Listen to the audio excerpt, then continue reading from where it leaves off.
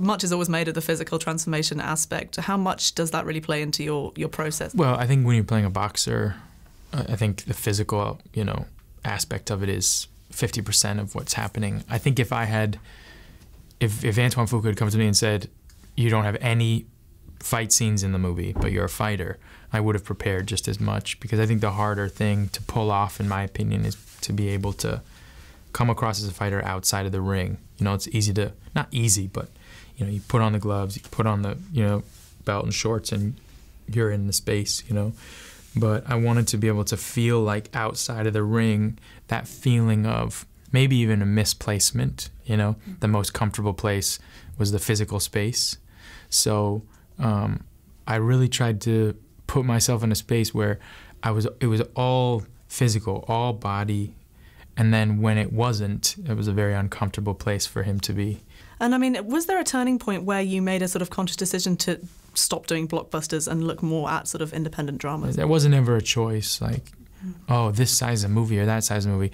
Though I do love the space of being in a space where you're tested, where maybe you're pushed financially. Everybody is. So you have to come up with solutions that normally maybe, more money or something could solve. This is a situation, like, I like putting myself in situations where you're all pushed artistically, a little bit more. And I think it's possible, even when you have like a big budget. But I think it's also, I find it more fun. Brokeback Mountain is going to be 10 years old later this year. Looking back on it, does it feel like it's been a decade? And what are your sort of memories of that film? It's such an iconic film.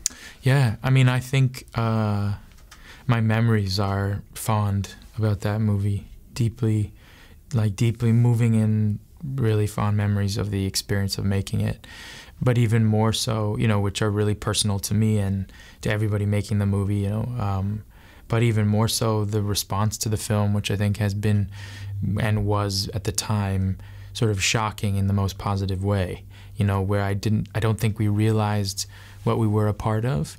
But in those past 10 years and this past decade, which is interesting to think about, what's amazing to me has been the sort of the political ramifications that I think the movie was, even if it was just a slight push, that it helped people see, even just in terms of like marriage equality and, a lot of those rights being granted, is a huge, to even be thought of in the same breath in cinema that could maybe open people's eyes or give them perspective, is a thing I'm so proud of,